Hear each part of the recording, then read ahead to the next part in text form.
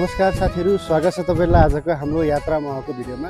विशेष गरी आज नयाँ वर्ष 2083 को सम्पूर्ण हाम्रो भ्युअर साथीहरू जति पनि देश विदेशमा रहनु भएको सम्पूर्ण नेपाली दाजुभाइहरूलाई शुभकामना दिन चाहन्छु।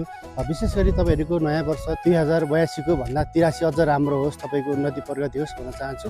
साथै आज नयाँ वर्ष विशेषमा आज हामी तपाईहरुलाई रामेछाप र दोलखाको सिमानामा पर्ने हामी स्टोन पार्क घुमाउन गइरहेका छौँ। आज नयाँ वर्षको अवसरमा पारेर यहाँनेरि स्थानीय पर्यटकहरू धेरै आउनु भएको छ, धेरैजना आउने जाने गरिरहनु भएको छ। तपाईँले देख्न सक्नुहुन्छ दृश्यमा यहाँनेरि धेरै साथीहरू घुमिरहनु भएको छ। कोही स्विमिङ गर्दै हुनुहुन्छ भने बालबच्चाहरू यहाँ पिङ पनि खेलेको हामीले देख्न सक्छौँ भने कतिपय यहाँ गुरु रिम्पोचे र शिवजीको मूर्ति पनि रहेको छ स्टोन पार्कमा, त्यो पनि भ्रमण गरिरहनु भएको छ। आज अहिलेसम्म मैले यहाँ माथि भ्यू टावरमा आएर निहाल्दाखेरि धेरै जस्तो आउने जाने भइरहेछ।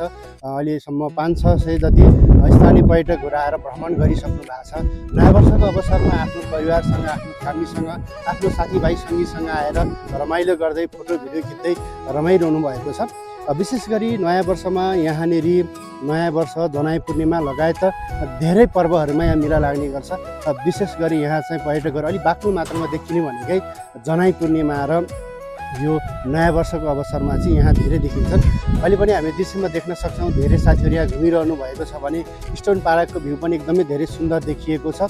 तपाईँहरू सम्पूर्णलाई शुभकामना। साथै कहाँबाट हेर्दै हुनुहुन्छ, कुन ठाउँबाट हेर्नुभयो र आज तपाईँहरू स्टोन पार्क आउनु भएको छ कि छैन, यसो कमेन्ट गर्दै गर्नुहोला।